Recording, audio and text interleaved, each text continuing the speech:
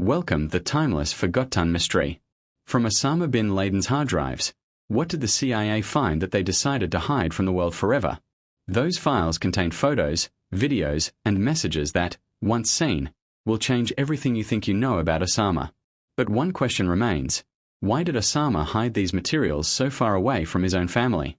The moment American intelligence got hold of those files, everyone began hunting for Al-Qaeda's past, and what they found also pointed to its future, and possibly the name of its next heir. What are your future? You see them and hear about them in the media.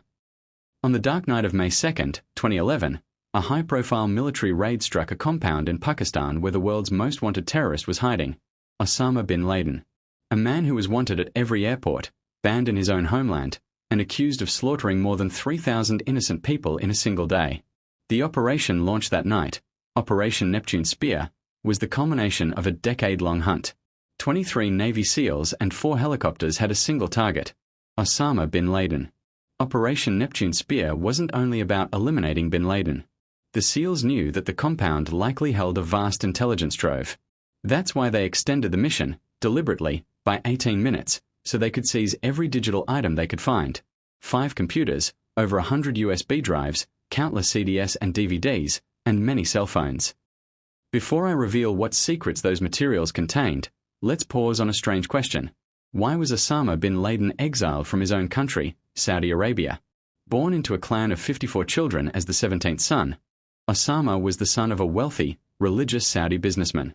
His family was influential and rich, so much so that when the Saudi treasury ran low, the bin Laden family quietly paid government officials salaries out of their own pockets.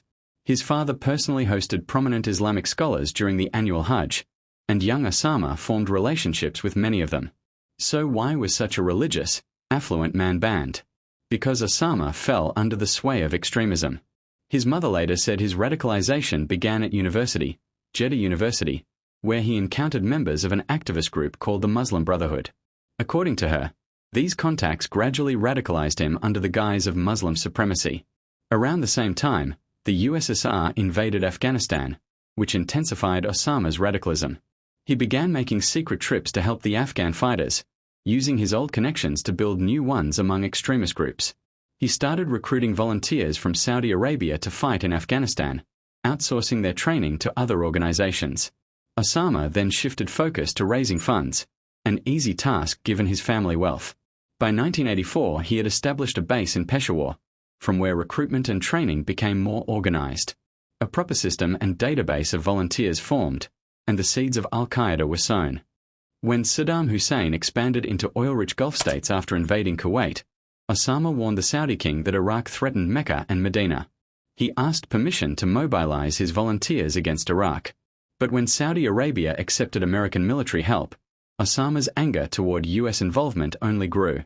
He issued a fatwa urging Muslims to train in Afghanistan and fight their enemies, a call that brought more than 4,000 Saudis to the front. Saudi authorities reacted by banning him from travel. Still, Osama slipped out under the pretense of business, fled to Afghanistan, and never returned. Saudi attempts on his life were reported. Some accounts even say the U.S. offered his body to Saudi Arabia, but they refused. Pakistan became his next haven, though his body was never reclaimed.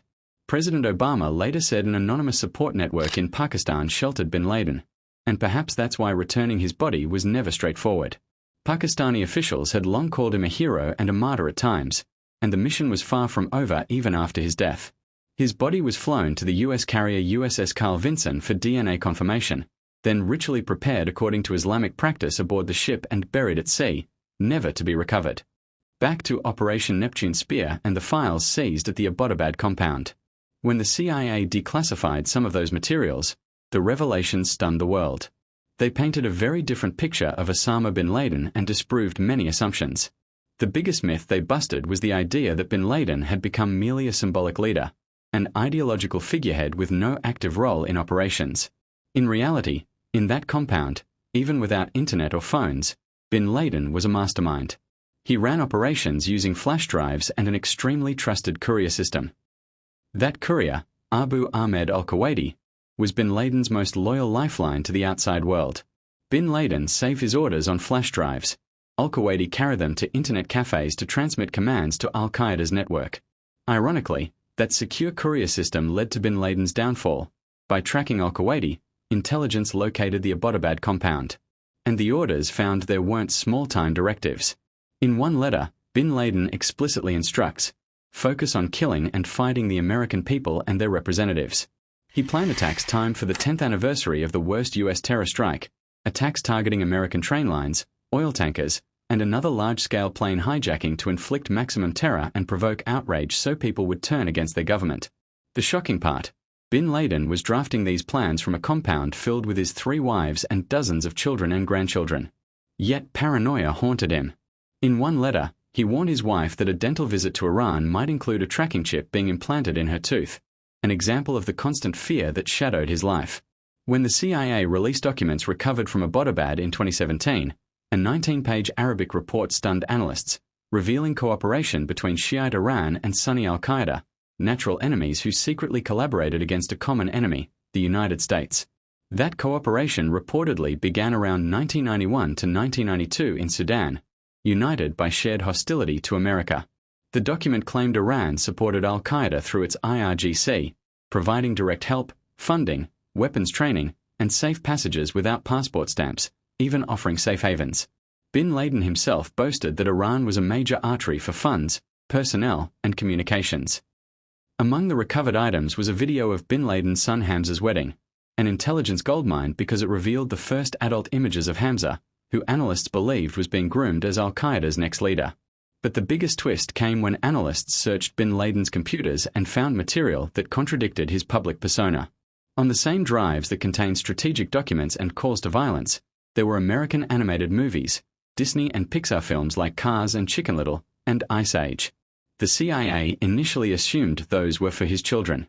But that juxtaposition clashed with his public denunciations of American immorality. Alongside the cartoons were video games, Super Mario Bros., Final Fantasy VII, and ironically, Counter-Strike, the game pitting terrorists against counter-terrorists. Bin Laden even had documentaries about himself, like Where in the World is Osama bin Laden? Understanding his mind wasn't simple. His personal library was eclectic, critical American thinkers and military strategists, books by people like Bob Woodward and Noam Chomsky, sat beside conspiracy-laden works like The New Pearl Harbor and even Bloodlines of the Illuminati. He read alternate narratives about major attacks and about the forces shaping global events. Think of a man who masterminded a major attack also reading theories that questioned the official story of the same event. But the CIA did not make everything public. Some files remained secret, classified to protect national security, some corrupted, some copyrighted. And one category they withheld for another reason entirely: an extensive pornography collection found among bin Laden's files. A man who constantly lectured about Islam and morality, who had written in his 2002 letter condemning American society as immoral and treating women like products, was privately consuming vast pornographic material. That contradiction is striking.